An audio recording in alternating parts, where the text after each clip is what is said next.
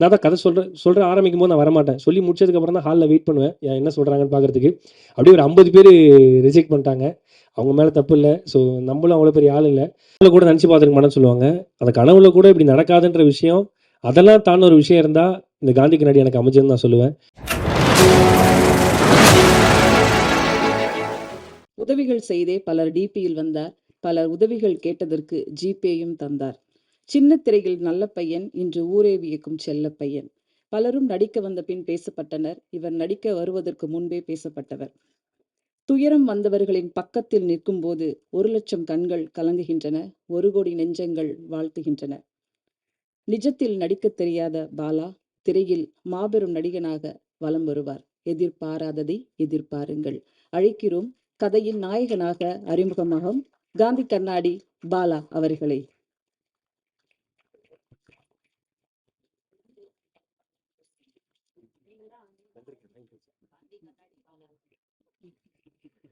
எல்லாருக்கும் வணக்கம்.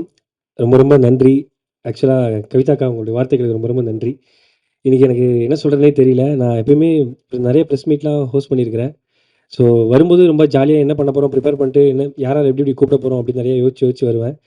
ஆனால் இன்றைக்கி நான் ரொம்ப வாசல் வரைக்கும் நல்லா வந்தேன். அதுக்கப்புறம் பார்த்தா அடி வயிற்றில் அயன் பாக்ஸ் வச்சு தேய்க்கிற மாதிரி எனக்கே பயம் வந்துச்சு. ஐயோ நம்ம படமா நம்ம நடிச்ச படமா அப்படின்னு சொல்லிட்டு பேனர்லாம் பார்க்கும்போது ஒரு பயம் வந்துச்சு. ரொம்ப என்ன பேசுகிறதே தெரியல. பட் ஒன்றே ஒன்று நான் முதல்ல சொல்லணும்னு நினைக்கிறேன்.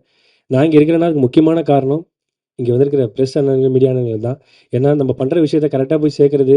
ஃபார் எக்ஸாம்பிள் ஒரு ஒரு சின்ன ஒரு இன்டர்வியூவாக இருக்கட்டும், நிறைய விஷயங்களா இருக்கட்டும், எல்லாத்தையும் என்னை பற்றி பாசிட்டிவாக இருந்த விஷயங்கள் தான் என்னை கொண்டு வந்து நிப்பாட்டிருக்குன்னு நம்புகிறேன். அப்புறம் தமிழ்நாட்டு மக்களுக்கு ரொம்ப ரொம்ப நன்றி. அனைவருக்கும் பாவம் தொட்டு நன்றிகள். கவிதாக்கா ரொம்ப ரொம்ப நன்றிங்க. அவங்க வார்த்தைகளுக்கு நான் என்ன சொல்கிறேனே தெரியல. உண்மையிலேயே ப்ரெஸ் மீட்டிங் பிரியா மோகன்னே சொல்லலாம். அக்காவை பற்றி நிறைய நான் அப்படி தான் சொல்லுவேன் அக்கா கிட்ட. ஆமாம், உண்மையிலேயே நிறைய சொல்லுவேன். ஏன்னா அவங்க அந்த அக்கா கூட நான் ஹோஸ்ட் பண்ணியிருக்கிறேன். எனக்கு தெரியும். அவங்க அக்காவோட மனசு வந்து ரொம்ப ரொம்ப வெள்ளை. ரொம்ப நன்றிக்கா. தேங்க்யூ. காந்தி கண்ணாடி எல்லாருமே சொல்லிட்டாங்க.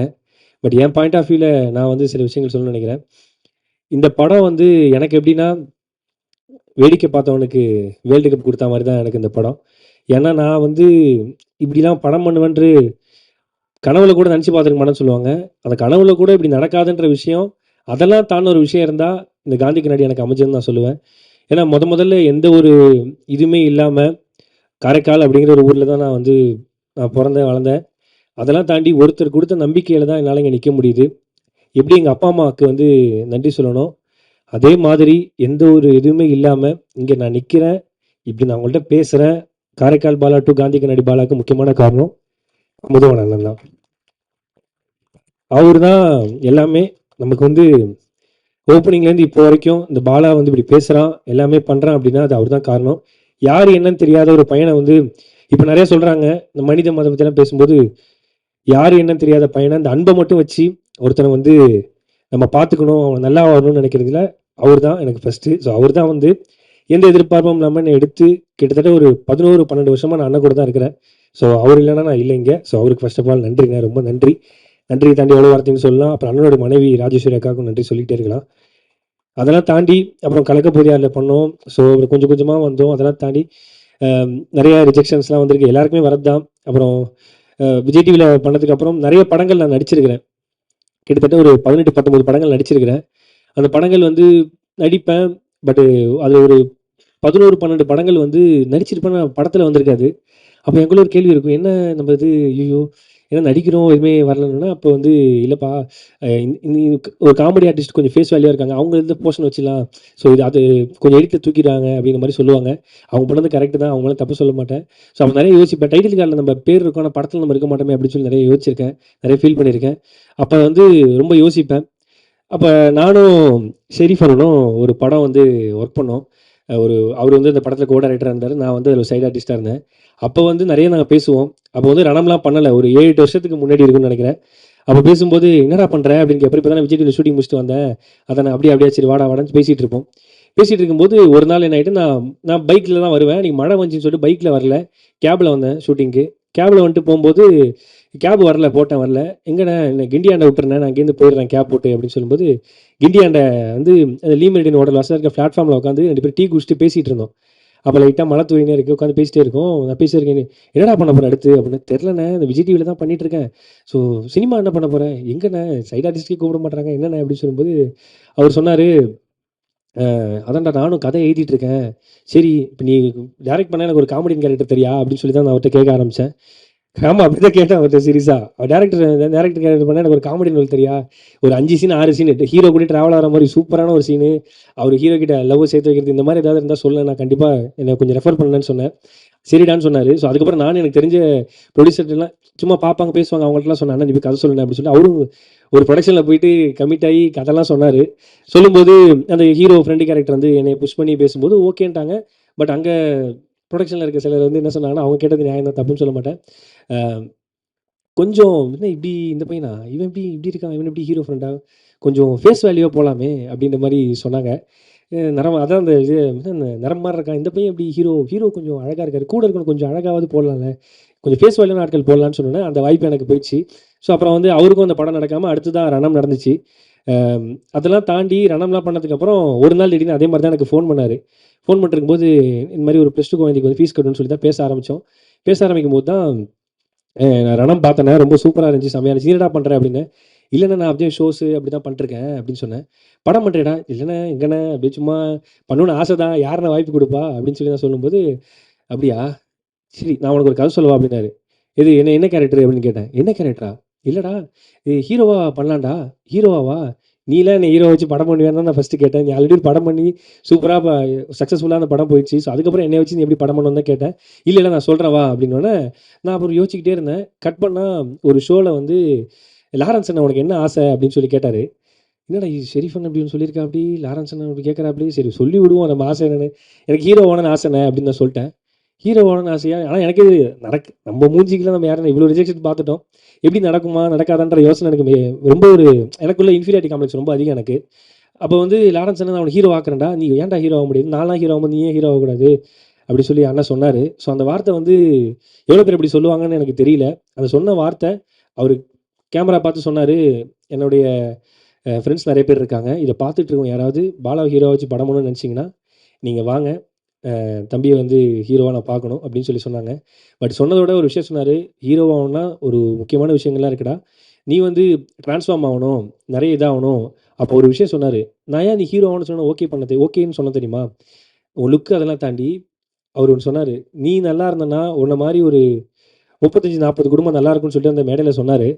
ஸோ அதுக்கப்புறம் எனக்கு ரொம்ப கான்ஷியஸ் ஆகி நான் ரொம்ப ஓகே நம்மள நம்பி ஒருத்தர் சொல்லிட்டாருன்னு சொல்லி நான் ஹார்ட் ஒர்க் பண்ண ஆரம்பிச்சேன். ஒர்க் அவுட்லாம் பண்ண ஆரம்பிச்சேன். அப்படியே சும்மா ஜாலியா பண்ணிட்டு இருந்தேன். அப்போ வந்து ஷெரீஃப் அண்ணன் திடீர்னு ஒரு நாள் கால் பண்ணி, "இல்லடா உன்ன வச்சு ஒரு ப்ரொடியூசர் பண்றேன்னு சொல்லிட்டு வந்திருக்காருடா" அப்படின்னு சொன்னேன். "என்ன வச்சா? என்னண்ணே சொல்ற?" அப்படின்னேன். "ஆமா தூக்கிட்டு வாண்ணே செல்லத்த" அப்படின்ற மாரி தான். "நான் வரேண்ணே, என்னண்ணே ஓகே பண்றேண்ணே." எனக்கு அவருக்கு ஓகேவான்னு கேளுண்ணே. எனக்கெல்லாம் ரெடிண்ணே. அவருக்கு ஓகேவான்னு கேளுண்ணே. "டேய் இல்லடா உன்ன வச்சு பண்றேன்னு சொன்னாரு." கதை சொன்னேன். "பாலாவ கேட்குறீங்களான்னாரு." கேளுங்கண்ணே. அதான் உன்ன வச்சு பண்றதுக்காக அவரு ரொம்ப ஆர்வமா இருக்காருண்ணே." எனக்கு ரொம்ப ஹாப்பி. போய் பார்த்தேன். எதுவுமே இல்ல. இதுவரைக்கும் ரிஜெக்ஷன் மட்டுமே சந்திச்ச ஒரு நடிகனுக்கு முதல் முறையா தானாவே வந்த ஒரு புரொடியூசர்னா அது ஜெயகிரன் சார் தான். ஸோ அவர வந்து நான் என்னைக்குமே ஜெயகிரன் ப்ரோ தான் சொல்லுவேன்.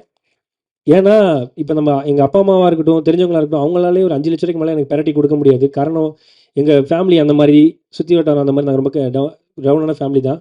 பட் அந்த டைம்லயும் நம்மள நம்பி கோடிக்கணக்குல காசு போடுறாங்க அப்டின்னா, அவங்களுக்கு எவ்வளோ நன்றி சொன்னாலும் பத்தாது. ரொம்ப நன்றி bro. Thank you so much bro. Thanks a lot. ஏன்னா எந்த எதிர்பார்ப்புமே இல்லாம சில பேர் வருவாங்கல்ல, அதில முதல் பிரதர் வந்து ஜெயகிரன் பிரதர் தான். ஸோ அதுக்கப்புறம் நானும் ஷெரீஃப் அண்ணனும் நெறைய பேசுவோம், இதெல்லாம் பண்ணுவோம். ஆனா கதை கேட்டு முடிச்சோனே, "அண்ணே இந்த காந்தின்ற கேரக்டர் வந்து சூப்பரா இருக்குண்ணே" அப்படின்னு சொல்லும்போது, "ஆமாண்டா செம்மையா இருக்கு." ஆக்சுவலா ஃபர்ஸ்ட்டு நரேஷன் கேட்கும்போது, அந்த காந்தின்ற கேரக்டர் ரொம்ப பவர்ஃபுல்லா இருந்துச்சு, சூப்பரா இருந்துச்சு. அதுக்கு யார் பண்ணலான்னு பேசும்போது நான் சொன்னேன், "அண்ணே பாலாஜி தில் சார் கேளுங்கண்ணே. ஆனா அவரு இந்த மாரி நான் ஹீரோவா நடிக்கிறேன்லாம் படத்துலலாம் இப்படி பண்ணுவாரு. கதை நல்லா இருக்கு கேளுங்க. ஸோ ரொம்ப வந்தாருன்னா அந்த படமே ரொம்ப பெருசாயிடுண்ணே" அப்படின்னு சொல்லி சொன்னேன். சரின்னு சொல்லிட்டு போய் கதை சொன்னாங்க. கேமராமேன் பாலாஜி ப்ரோவும், ஷெரீஃப் அண்ணனும் போய் கதை சொன்னாங்க. அந்த கதைய கேட்டுட்டு சார் வந்து நான் பண்றேன். யார் ஹீரோன்னு கேட்டோனே, ஆஹா! அடுத்த செக் வைக்கிறாங்களே! ஹீரோன்னு கேட்டா என் பேர் சொன்னா பண்ண மாட்டாங்களே! அப்படின்னு யோசிச்சேன். பட் பாலா அப்படின்னோனே டபுள் ஓகே. கதை சூப்பரா இருக்கு. பாலான்னு சொன்னோனே, ஏன்னா சார்லாம் ஒரு மிகப்பெரிய லெஜெண்ட். அவங்க பார்க்காத உயரம் இல்ல. அவங்க டைரக்ட் பண்ணாத படங்கள் கிடையாது. ஒர்க் பண்ணாத படங்கள் கிடையாது. அப்படி எந்த ஒரு பேக்ரவுண்டுமே இல்லாம ஒரு ஒரு சின்ன பையனுக்கு நீங்க பெரிய உதவி செஞ்சிருக்கீங்க சார். ரொம்ப ரொம்ப நன்றி சார். Thank you sir. நீங்க பண்ண உதவிய நான் என்னைக்கும் மறக்க மாட்டேன் சார். ஏன்னா, இந்த கேரக்டர் வந்து பெரிய கேரக்டரு. ஸோ நான் ஹீரோலாம் கிடையாது. அவரு தான் இந்த படத்தோட ஹீரோ. என்னையும் ஒரு ஆளா மதிச்சு வந்ததுக்கு ரொம்ப ரொம்ப நன்றி சார். Thank you. அதெல்லாம் தாண்டி அந்த கண்ணம்மா கேரக்டர் ரொம்ப காந்தி கண்ணம்மா தான் இந்த படத்துடைய மெயின் கரு. அந்த கண்ணம்மா கேரக்டர் யார் பண்றான்னு கேட்கும்போது, அர்ச்சனா அம்மானாங்க. அர்ச்சனா அம்மாவா? அவங்க தான் என் படத்துல பண்ணுவாங்களா? அப்படின்னு தான் சீரியஸா நான் ஃபர்ஸ்ட்டு கேட்டேன். ஆனா கதைய கேட்டோனே அர்ச்சனா அம்மா வந்து இந்த கதைய ஓகே பண்ணதுக்கு ரொம்ப ரொம்ப நன்றி அர்ச்சனா அம்மா. ரொம்ப நன்றி. நான் உங்க படங்கள்லாம் நெறைய பார்த்துருக்கிறேன். என்ன சொல்றதுன்னே தெரியல. இந்த 2 லெஜெண்ட்ஸுக்கும் நான் எவ்வளோ நன்றி சொல்லி அ சொன்னாலும் பத்தாது. சீரியஸா அதுதான் உண்மை. நீங்க சொன்ன வார்த்தைகளுக்கு ரொம்ப நன்றி. 2 பேரும் படம் பார்த்துட்டாங்க. படம் பார்த்துட்டு நீங்க சொன்ன வார்த்தைகளுக்கு ரொம்ப ரொம்ப நன்றி. நான் ஏதாவது சாதிச்சிருக்கேன்னு கேட்டா, நீங்க சொன்ன அந்த கமெண்ட்ட வந்து நான் வீடியோவா போட்டுப்பேன். நான் வச்சுப்பேன். ரொம்ப நன்றி. Thank you. அத தாண்டி இந்த படத்துக்கு ஹீரோயின் வேணும் அப்படின்னு சொல்லும்போது, ஹீரோயின் செலக்ஷன் எப்படின்னா, எல்லாருமே கதை வந்து கேட்பாங்க. நான் ஹால்ல வெயிட் பண்ணுவேன். ஆஃபீஸ்ல வந்து ரூம்ல கதை கேட்பாங்க. டைரக்டர் வந்து கதை சொல்லுவாரு. சொல்லி முடிச்சோனே, "கதை சூப்பரா இருக்கு." ரனம் டைரக்டர்னோன ஆல்ரெடி படம் பண்ணியிருக்காரு. புரொடக்ஷன் எல்லாம் ஃபிக்ஸ் ஆகி ஆஃபீஸ் போட்டோனே வருவாங்க. வந்து கதைலாம் கேட்டுருவாங்க. கேட்டோனே, "கதை ரொம்ப சூப்பரா இருக்கு. செமையா இருக்கு. யார் பேரா பண்றா?" அப்படின்னோனே, "பாலா" அப்படின்னோனே, "பாலாவா? சரி நான் சொல்றேன்" அப்படின்னு போயிடுவாங்க. அவங்க மேல தப்புலாம் கிடையாது. ஸோ இப்படி வந்து ஒவ்வொரு ரிஜெக்ஷனா போயிட்டே இருக்கும். "கதை சூப்பரா இருக்கு. செமையா இருக்கு. யார் ஹீரோ? பாலா." ஐய்யய்யோ! அப்படின்ற மாரி ஒரு 10 பேர் ரிஜெக்ட் பண்ணாங்க. 20 பேர், 30 பேர், 40 பேர் அப்படின்னோனே எல்லாம் ரிஜெக்ட் பண்ணிட்டே இருப்பாங்க. நான் தான் கதை சொல்றேன் ஆரம்பிக்கும்போது நான் வரமாட்டேன். சொல்லி முடிச்சதுக்கப்புறம் தான் ஹால்ல வெயிட் பண்ணுவேன். என்ன சொல்றாங்கன்னு பார்க்கறதுக்கு. அப்படியே ஒரு 50 பேரு ரிஜெக்ட் பண்ணிட்டாங்க. அவங்க மேல தப்பு இல்ல. ஸோ நம்மளும் அவ்வளோ பெரிய ஆள் இல்ல. கட் பண்ணா 51வது ஆள் லாஸ்ட்டா வந்தாங்க தான் விநாயக் மகாதேவன்ற மாரி நமிதா கிருஷ்ணமூர்த்தி. எந்த ஒரு எதிர்பார்ப்புமே இல்லாம கதை கேட்டதுக்கப்புறம், கதை புடிச்சிருக்கு. யார் ஹீரோன்னு கேட்டு பாலா கண்டிப்பா பண்றேன் அப்படின்னு சொன்னோனே, அது எனக்கு என்ன சொல்றதுன்னே தெரியல. எந்த பேக்ரவுண்டுமே இல்லாத ஒரு பையனுக்கு லுக் அண்ட் ஃபீலா இன்ஃபீரியாரிட்டி காம்ப்ளெக்ஸ் உள்ள பையனுக்கு, இன்னைக்கு நீங்க பண்ண ஒரு விஷயம் வந்து நான் என்னைக்குமே மறக்க மாட்டேன் நமிதா கிருஷ்ணமூர்த்தி. ரொம்ப ரொம்ப நன்றி. Thank you. ஏன்னா, இப்படி இப்படி நெறையா ஸ்போர்ட்டிவா எடுத்துட்டு பண்ற விஷயங்கள்லாம் ரொம்ப ரொம்ப ரேரு. நீங்க எனக்காக பண்ணீங்க. Thank you. அதெல்லாம் தாண்டி கேமராமேன் பாலாஜி ப்ரோ. அவர் எப்படின்னா வந்து நான் எனக்கு எனக்கு அண்ணா என்னண்ணே ஃப்ரேம்ல எப்படிண்ணே ஓகேவா இருப்பேனா? பார்ப்பாங்களா? ஏத்துப்பாங்களா? அப்படின்னோனே, இதுக்கு முன்னாடி நாங்க ஆக்டிங் கிளாஸ்லாம் நாங்க உட்காந்து ஒர்க் பண்ணோம். ஒர்க் ஷாப்லாம் பண்ணோம். நான் ரைட்டிங்லேருந்து உட்காந்து பேசுவோம். நெறைய பண்ணுவோம். ஒர்க் பண்ணோம். அப்போ வந்து சொன்னாரு, "இல்லடா நான் சூப்பரா காட்டுறேன். நான் செம்மையா ஃப்ரேம் வைக்கிறேன்" அப்படின்னு சொல்லிட்டு, நீங்க நீங்க ட்ரெய்லர் பார்த்துருப்பீங்க. படமும் அப்படிதான் இருக்கும். என்ன வந்து ஓகே நான் நான் என்னோட இன்ஃபீரியாரிட்டி காம்ப்ளெக்ஸ வந்து நான் படம் பார்க்கும்போது, "பக்கம் ஓகேவா? நம்மளும் ஓகேவா இருக்கோமே" அப்படின்னு காட்ட வச்சது பாலாஜி அண்ணா. ரொம்ப நன்றிண்ணே. Thank you. ரொம்ப ரொம்ப நன்றி. லவ் யூண்ணே. தேங்க் யூண்ணே. அண்ணா எந்திரிக்காத உட்காருண்ணே. எனக்கு பயமா இருக்குண்ணே. ஓகே. அடுத்து வந்து எடிட்டர் சிவநந்தீஸ்வரன் சார். அவருக்கு மிகப்பெரிய நன்றி சொல்லணும். நானும் ஷெரீஃப் அண்ணனும் எப்படின்னா, படம்லாம் ஷூட்டிங் முடிச்சுட்டு வந்து ஷெரீஃப் அண்ணன் வந்து ஃபுட்டேஜ வந்து எடிட்டர்ல போட்டு காட்டுவாங்க. போட்டு காட்டிட்டு வெளில வந்து நாங்க எப்படின்னா, தலப்பிரசவத்துக்கு வெயிட் பண்ற மாரி இங்க நடந்துட்டு இருப்போம். என்ன சொல்லப் போறாங்க? எப்படி கட் வரப்போகுது? என்ன மாரி வரப்போகுது? ஏன்னா சார் வந்து பெரிய லெஜெண்ட். நெறைய படங்கள் பார்த்துட்டேன். "தீரன் அதிகாரம் 3", "காப்பி ரணசிங்கம்", "வடக்குப்பட்டு ராமசாமி" நெறைய படங்கள் வந்து சார் எடிட் பண்ணியிருக்காங்க. நெறைய படங்களுக்கு ப்ரோமோ எடிட்டரா இருந்திருக்காங்க. ஸோ எப்படி வந்து சொல்லப் போறாங்க அப்படின்னு சொல்லும்போது, "இல்ல ஷெரீஃப் இப்படி பண்ணிக்கலாம், அப்படி பண்ணிக்கலாம்னு" சொல்லிட்டு கிட்டத்தட்ட இந்த படத்துக்காக முக்கியமான மெனக்கல் வந்து சிவநந்தீஸ்வரன் சார் வந்து இந்த படத்துக்காக உழைச்சிருக்காங்க. அதுலயும் ஷூட்டிங் ஸ்பாட்டுக்குலாம் ஒரு எடிட்டர் வரணும்னு அவசியமே இல்ல. பட் எங்களுக்காக ஷூட்டிங் ஸ்பாட்லாம் வந்து அவரும் இந்த ஷெரீஃப் அண்ணனும் அவரும் பைக்ல உட்காந்து லில்லி பூட்லாம் புடிச்சிட்டு இங்க ஷூட்லாம் பண்ணியிருக்காங்க. Thank you Sivanandeeswaran bro. ரொம்ப நன்றி. Thank you. அப்புன்னு எனக்கு ரொம்ப ரொம்ப நன்றி. ஆர்ட் டைரக்டர் அப்புண்ணே. தேங்க் யூ ஸோ மச்ண்ணே. ரொம்ப நன்றி. நான் கேட்டோனே டக்கு டக்கு டக்குன்னு செட்டெல்லாம் போட்டு குடுப்பீங்க. சின்ன சின்னதா சூப்பரா. ரொம்ப நன்றி. அதுக்கப்புறம் இந்த ப்ராஜெக்ட்ல அவர் கூட தான் நான் நடிச்சிருக்கிறேன். மதன் ப்ரோ. அவர் வந்து கலக்கியிருப்பாரு. அவர் வந்து கல்லூரி படத்துல நான் பார்த்துருக்கிறேன். பயங்கரமான ஆர்டிஸ்ட் அவரு. அவரு கூட நான் நடிச்சதுக்கு ரொம்ப ரொம்ப சந்தோஷமா கருதுறேன். அப்புறம் மனோஜ் ப்ரோ, ஆராதனா அவங்க 2 பேருமே கலக்கியிருக்காங்க. ஐயா உட்காருங்கய்யா. ஐயா ரொம்ப பயமா இருக்கு எனக்கு. சரி ஓகே. ரொம்ப நன்றி. Thank you. இதெல்லாம் தாண்டி இந்த இப்படி ஒரு படம் பண்ணியிருக்கோம் அப்படின்னு சொன்ன உடனே, இந்த படத்துக்கு வந்து முக்கியமான விஷயமே வந்து படத்த கொண்டு போய் எடுத்துட்டு போய் சேர்க்கிறது தான். நான் ரொம்ப தீவிரமான சினிமா ரசிகன். ஒரு வாரத்துக்கு 4, 5 சினிமா வந்துச்சுன்னா எல்லா சினிமாவும் பார்த்துருவேன். அப்படி அந்த 4, 5 படங்கள் வருதுல, ஒரு 3 படங்கள், 2 படங்கள்ல சக்தி ஃபிலிம் ஃபேக்டரி அப்படிங்கிற பேர் வரும். நான் உட்காந்து பார்ப்பேன். குட் நைட் படத்துல வந்து நெறைய படத்துலேருந்து அந்த பேர் வந்துகிட்டே இருக்கும். சரி சக்தி சார் வந்து இந்த படம் பார்க்குறாங்கன்னு சொன்னோனே என்னால நம்பவே முடியல. நம்ம படத்த அவரு பார்க்குறாரா அப்படின்னு சொல்லும்போது நம்பவே முடியல. படம் பார்த்துட்டு எல்லாரும் சரி நான் சொல்றேன்ட்டு போயிடுவாங்க. ஆனா படத்த பார்த்து முடிச்சுட்டு இங்கேயே உட்காந்து பேசலாம் அப்படின்னு சொல்லிட்டு, இந்த படத்த பத்தி கிட்டத்தட்ட ஒரு 15 நிமிஷம் சார் வந்து பாராட்டுனாங்க. இது ஒரு எதுவுமே இல்லாத வந்து ஒரு ஹீரோக்கு ஒரு புது படம். அதெல்லாம் மைண்ட்ல இருந்தாலும், உண்மையான பாராட்டி இந்த படத்த வந்து கரெக்ட்டா கொண்டு போய் சேர்க்கலான்னு சொல்லிட்டு, முடிவு பண்ணி இந்த படத்துக்குள்ள வந்து எங்கள நம்புனவங்களுக்கு ரொம்ப ரொம்ப நன்றி சார். Thank you. என்னைக்குமே நான் மறக்க மாட்டேன் sir. Thank you so much sir. எப்பயுமே ஒரு படத்துக்கு முக்கியமா அசிஸ்டன்ட் டைரக்டர்ஸ் தான். அசிஸ்டன்ட் டைரக்டர் இந்த படத்துக்கு ரொம்ப ரொம்ப முக்கியம். இதுல வந்து நெறைய பேர் ஒர்க் பண்ணியிருக்காங்க. அதுல வந்து இந்த ஸ்ரீதர் அப்படிங்கிற பையன் வந்து நெறைய உழைச்சிருக்கிறான். ஸோ அவனுக்கு கிரெடிட்ஸ் போணும். ஏன்னா நானும் நெறைய அசிஸ்டன்ட் டைரக்டர்லாம் சின்ன சின்னதா வேலை செஞ்சிருக்கிறேன். அப்புறம் கிஷோர் அப்படிங்கிற பையன். இவங்க 2 பேர் தான் வந்து ஷெரீஃப் அண்ணனுக்கு பேக் போன். அப்புறம் வந்து சதீஷ் ப்ரோ, அதுக்கப்புறம் மாரின்னு ஒரு பையன், நான் மாரின்னு தான் கூப்பிடுவேன். மாரின்னு ஒரு பையன், இந்த மாரி நெறைய பேர் வந்து ஒர்க் பண்ணியிருக்காங்க. அது மாரி எடிட்டர் கூட வந்து தமிழ் பிரதர் இந்த படத்துக்கு வந்து நெறைய வேலை செஞ்சிருக்கிறாரு. அங்க தான் இருக்கிறாரு. அப்புறம் தமிழ் ப்ரோ, இசக்கி பிரதர் அவங்க எல்லாருக்கும் ரொம்ப நன்றி. இந்த படம் எக்ஸிக்யூட்டிவ் ப்ரொடியூசரா இருந்த உதயகுமார் பாலாஜி பிரதருக்கு ரொம்ப ரொம்ப நன்றி. ஏன்னா, அவர் வந்து பல கேரக்டரா மாறுவாரு. 12, 13 தசாவதாரம் படத்துல கமல் சார் மாரி திடீர்னு பார்த்தா புரொடக்ஷன் மேனேஜரா, திடீர்னு பார்த்தா செட் அசிஸ்டன்ட்டா இருப்பாரு. திடீர்னு பார்த்தா பலவிதமான கேரக்டர்லாம் அந்த படத்துல பண்ணுவாரு எங்களுக்காக. ரொம்ப ரொம்ப நன்றி ப்ரோ. Thank you.